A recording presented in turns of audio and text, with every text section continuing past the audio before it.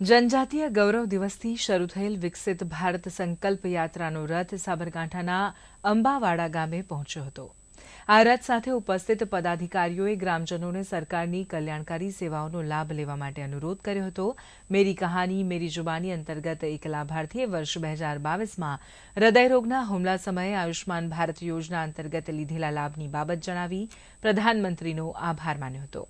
સરકારની વિવિધ યોજનાઓની માહિતી અને લાભ ઘર ઘર સુધી પહોંચાડવાના સંકલ્પ સાથે વિકસિત ભારત સંકલ્પ યાત્રા દેશની ગ્રામ પંચાયતોમાં ફરી રહી છે।